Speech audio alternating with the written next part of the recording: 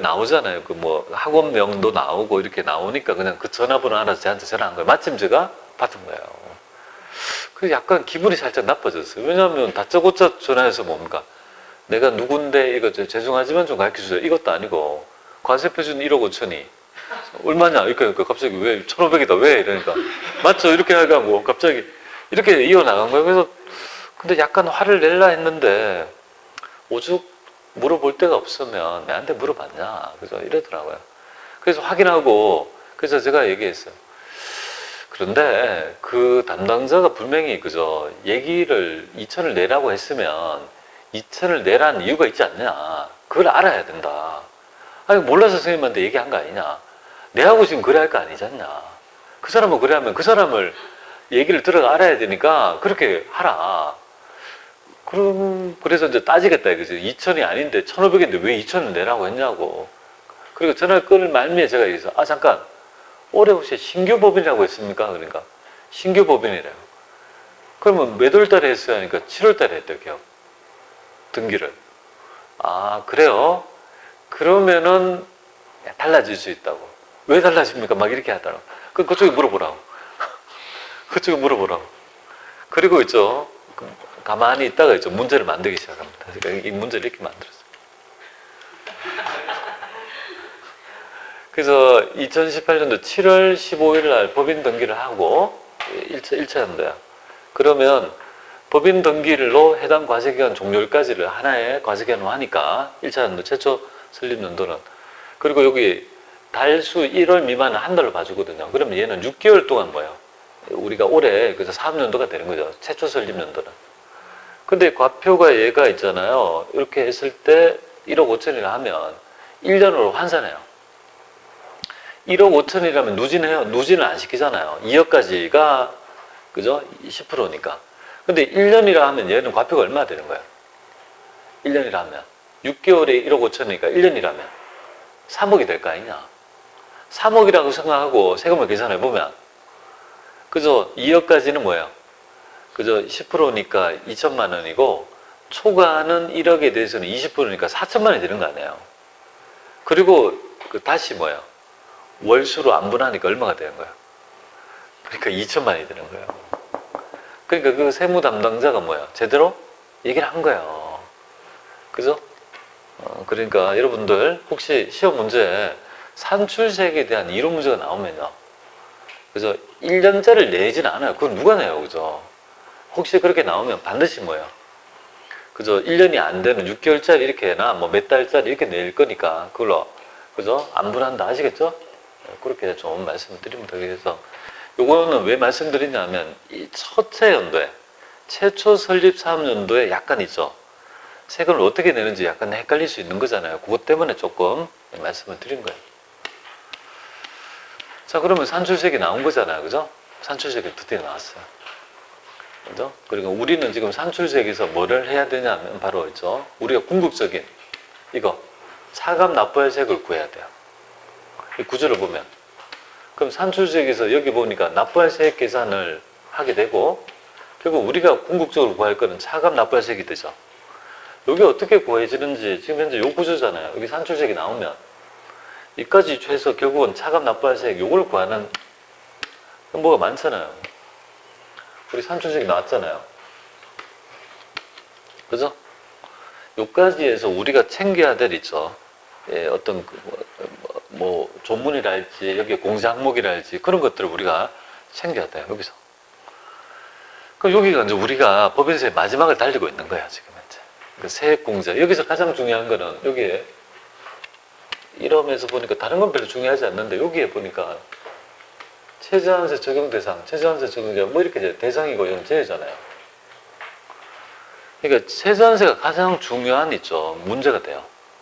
최저한세에 대한 이해가 필요하고요. 그리고 여기 보면 최저한세가 도대체 어떤 제도고 어떤 그저 하는지를 알아야 될 것 같아요. 그러면 요거 한번 보겠습니다. 자, 여기 보니까 산출세액에서 최저한세 적용 대상 공제 감면세액이라고 있죠. 여기는 최저한세 적용 제외 공제 감면세액이다 했는데 여러분들은 세액 공제하고 세액 감면 제도를 좀 알아야 돼요. 세액공제와 세액감면이 어떤 제도인지 좀 봐야 되겠죠. 세액감면이 있고요. 세액공제가 있어요. 이 차이점은 뭐가 되겠습니까? 감면이라는 것은 뭘까요? 감면이란 말은 비율이다 이렇게 보면 비율. 비율적으로 감면을 해주는 거야. 가장 대표적인 거 우리 지방 이전에 따른 있죠. 우리가 특별세 감면. 그러면 지방 이전하면 그죠? 이전 연도 플러스 5년을 뭔가 그죠? 100% 법인세 감면을 해준다. 그리고 초과는 추가적으로 3년 동안 그죠? 50% 그죠? 세액 감면 해준다. 그러니까 이거는 감면이라는 거는 비율이에요, 비율. 이제 비율적인 거 이런 걸 얘기해요. 50% 감면, 25% 감면 이런 식으로 비율이라면 세액 공제는 뭐냐면 금액을 공제해 주는 거예요. 네가 투자한 금액의 3%를 세액 공제해 준다는 말은 투자 금액이 1억이라면 3%면 300만 원이잖아요. 300만을 세금에서 그만큼을 빼주겠다. 캐시백. 그죠? 빼주겠다. 이렇게 보시면 돼요. 그러니까 두 개를 구분할 수 있겠죠. 그죠? 그러면 세액 감면 공제가 이제 세액 공제를 있고 감면도 있잖아요. 세액 공제 감면도. 감면, 공제 감면이 있잖아요. 세액 공제 감면이 있잖아요. 근데 두 개가 있잖아요. 기억도 있고 니은도 있잖아요. 제가 인위적으로 이걸 기억, 이걸 니은에 할게요. 기억은 뭐죠? 최저한세 적용이 되는 세액 공제 감면을 얘기하는 거고, 얘는 니은은요. 최저한세 적용을 하지 않는 그죠? 세액 공제 감면도 있다 이 말이잖아요. 최저한세 제도를 좀 말씀드릴게요. 최저한세는 뭐냐면요. 최저한세 뒤에서 뭐 제가 또 구체적으로 말씀드리겠지만 최저한세는 지금 뭐냐면 우리가 과도한 조세 감면을 받게 되면요. 국가 입장에서는 재정이 수요가 있어야지만 재정이 있어야지만 국가를 운영할 거 아니겠습니까? 감면 다 좋은데 너희가 너무 많이 감면 받으면 세수가 하나도 없으니까 우리가 중앙정부를 운영할 수가 없다. 그래서 우리 법에서는 감면 받는 세액공제 감면 중에서 그래도 뭐예요? 최저한 정도를 내야 될 세금을 규정함으로써 혹시 최저한세보다 너무 과도한 세액 감면을 받게 되면요. 그만큼은 이후에 5년간 이월 공제해서 당장 못 받아 먹게 하고 그 이후 연도에 받게 하는 제도가 바로 최저한세다. 이렇게 보시면 돼요. 그러니까 내가 감면을 많이 받았죠. 딱 돌려보고 최저한세에 걸리지 않으면 뭐예요? 최저한세에 걸리지 않을 만큼 충분히 내고 있다면요. 문제가 없지만 혹시 내가 감면을 받은 이 감면이 최저한세에 걸리는지를 확인해 봐야 된다고.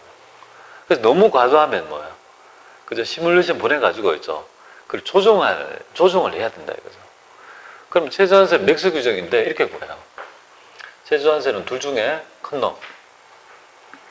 그죠? 감면 전 과세 표준. 감면 받기 전에 과표 중에서 뭔가 7% 이건 중소기업의 그죠 최저한세율이 됩니다. 중소기업이 아니면 그죠 뭐 11% 10% 여기 그죠 12%까지 다양하게 금액이 나뉘어져 있고요. 일단은 우리가 알아야 될 건 7%만 알면 되겠습니다. 알 필요도 없어요. 여기 뭐 서식에 바로 올라오니까. 그리고 감면 후세. 감면 후세. 예를 들어 가지고 내가 감면 받기 전에 과표가 1억이라고 가정할게. 1억. 그럼 7%면 700만 원 내야 된다 이 말이잖아요. 최소한. 근데 내가 감면을 쫙 다 받으니까 이 감면 후세액이 만약에 400이라면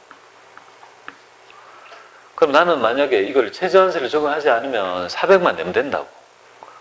그런데 우리 세법은요. 700까지는 내어달라 이거죠. 그러니까 이제 300만큼은 더 많이 못 깎아 먹잖아요. 그러니까 300을 뭐야? 그건 조정을 해야 된다 이 말이에요. 300을 또 올려가지고 더 내야 된다 이거죠. 그러면은 300을 못 깎아 먹은 금액은요. 그냥 영원히 소멸되는 게 아니라 이후 기간에 깎아줘요. 뭐 그런 어떤 제도가 최저한세 제도다 이렇게 보시면 되겠고요. 그러면 여러분 다시 물어볼게요. 그러면 여러분들 법인 입장에서 볼 때는 기억이 좋은 거예요? 니은이 좋은 거예요?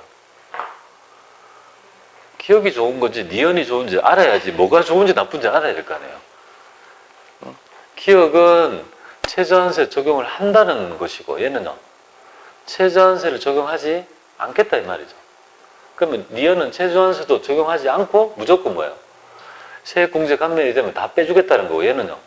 혹시 이거를 그죠? 여기 대상을 한번 시뮬레이션을 보내가지고 혹시 너무 과도하면 이거 한도 커팅을 당해가지고 내년 이후 기간에 받아 먹어야 된다 이거잖아요.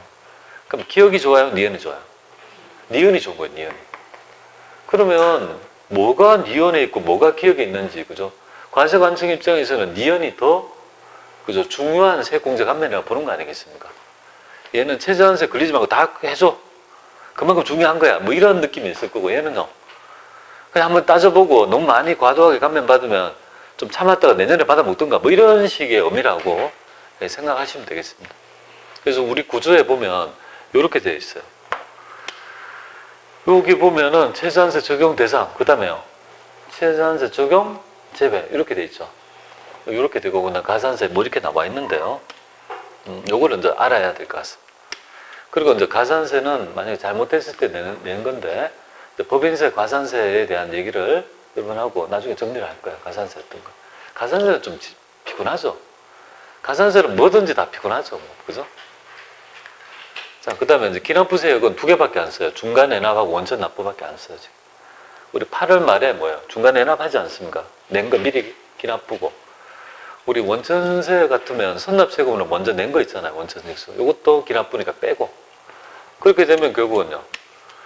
여기에서 내야 될 금액에 있죠. 우리가 뭐 납부할세액이 나오고 여기에서 먼저 차감 납부할세액이 있잖아요. 그 다음에는 뭐 우리가 뭐 분납 같은 거 고려해 가지고 나중에 차감 납부할세액을 구하면 될 것 같습니다. 자, 여기 한번 보세요. 요거 가지고 볼게요. 그러면 여러분들 세액 감면은요 비율이고 얘는 금액이라고 했잖아요. 근데 여기 잘 보세요. 세액 감면은 뭐예요? 법인세법에 없어요. 이제 뭐 중소기업 특별세액 감면 이거 있는데 그럼 법인세법의 규정이 아니다 이 말이에요. 법 규정이 적용 법률이 법인세법이 아니고 뭐예요? 어디에 법률입니까? 조세특례제한법에 있는 규정이다 이 말이에요. 그죠? 이렇게 돼요. 그러니까 법인세법에 세액 감면 제도는 없다고 하면요 맞는 지문이다 이렇게 보시면 돼요. 그러면 이제 법인세법의 세액 공제는요 요 세 개만 하시면 돼요. 요 세 개가 세액 공제고 그 다음에 굉장히 많은 있죠 세액 공제 있죠. 우리가 알고 있는 여러 가지 있죠 세액 공제 제도는 전부 다 뭐야? 이 조세특례제한법상에 있죠 세액 공제다 이렇게 보시면 돼요. 지금 이 세액 감면하고 공제 제도를 이렇게 헤아려 보면 한 160개 정도 돼요. 자, 이제 160개 뭐 이렇게 그 정도 되는 걸로 대략적으로 그래요. 그럼 160개 중에서 뭐예요? 최저한세 적용, 그러면 여기에서 이 세액 공제 감면 중에서 이제 최저한세가 문제잖아요. 그죠? 그럼 약 이렇게 보시면 한 20개 정도가 뭐예요? 최저한세 적용이 아니고 한 140개 정도가 최저한세에 그죠? 적용이 되는 거예요.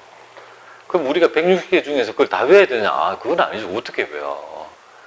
그러니까 우리는 딱 있죠. 수업 목적은 뭐예요? 그래서 딱 하나만 알면 됩니다. 그래서 나중에 요 개념을 여러분한테 말씀드릴게요. 여기 이제 전체적인 모습이고요. 여기 이제 세부적인 개념을 좀 말씀드릴게요. 이렇게 쭉 해서 좀 감면제도 하고 이렇게 좀 살펴보도록 그렇게 할 거예요. 근데 최근에 있잖아요. 시험 문제를 보면 중소기업 특별세액 감면 제도에 대해서 되게 디테일하게 물어봐요. 이전에 물어보지 않았던 형태로 물어보는데요. 이제 그런 것들에 대한 그죠? 조금의 어떤 보완이 좀 필요한 것 같아요.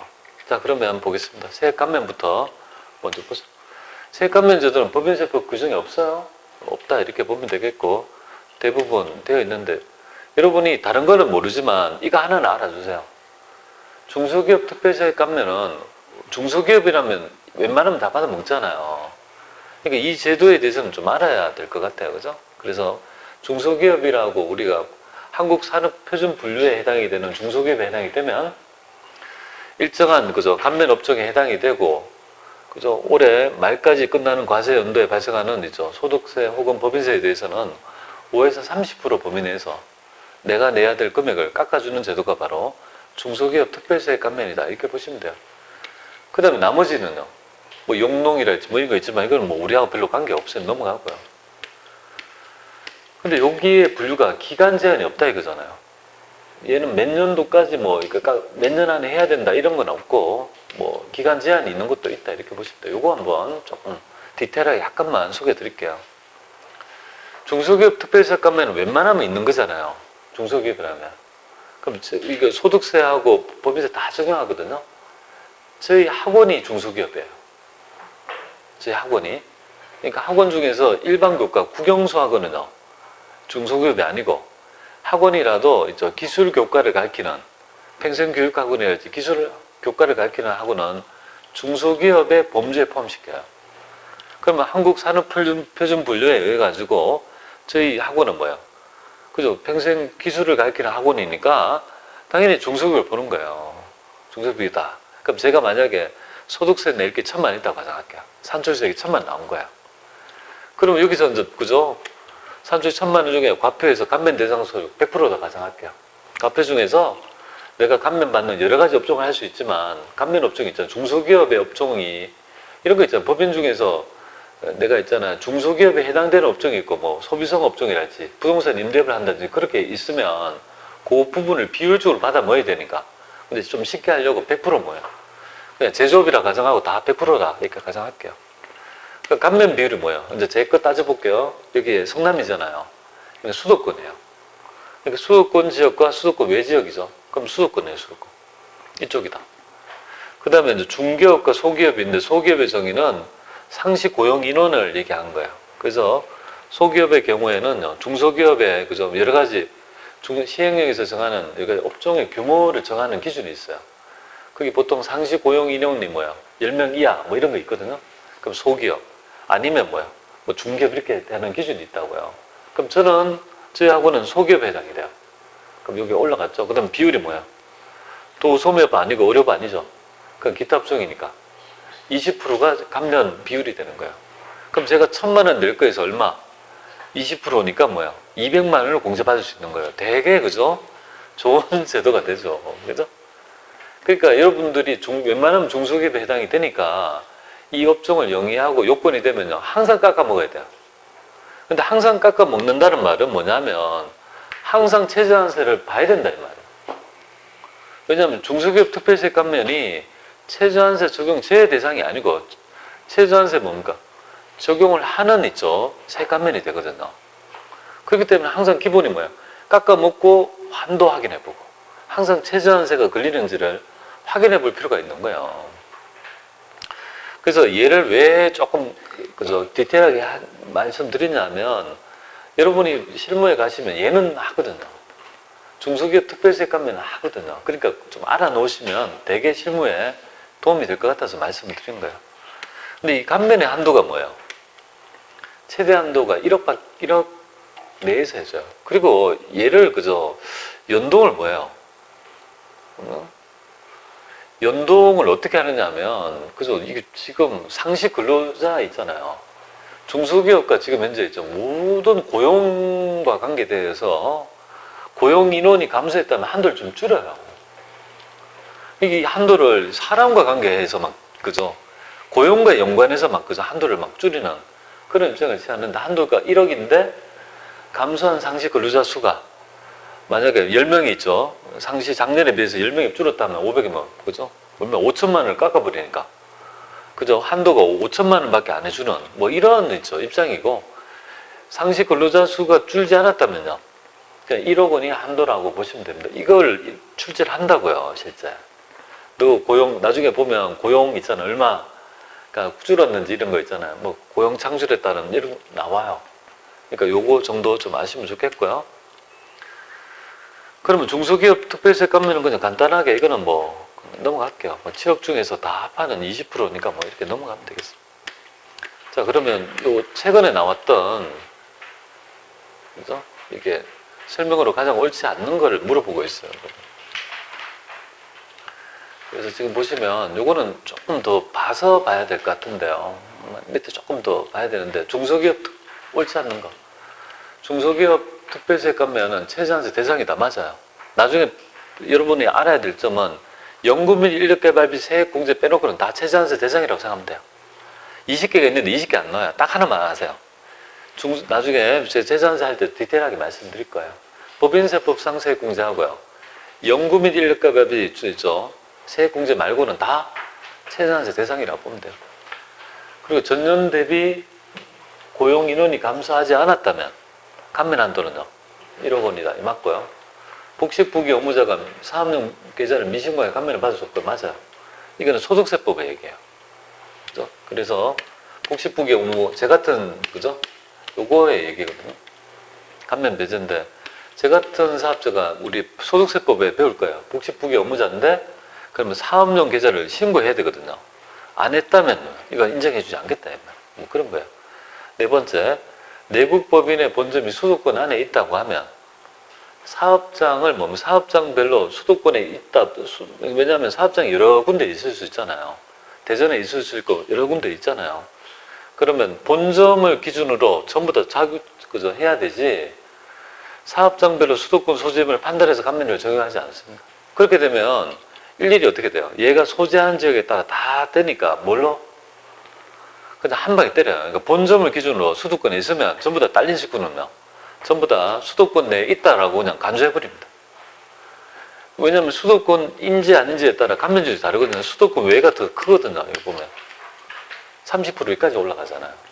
그러니까 본점을 기준으로 있죠. 그죠? 무조건 있으면 20%를 때리니까 뭐 지방에 다른 수도권 내에 없더라 하더라도 30%가 아니고 전부 다 20%를 적용한다 이렇게 보시면 돼요. 자, 여기까지 해봤습니다. 이거 조금만 쉬었다가 조금 더 해보겠습니다. 쉬었다 할게요.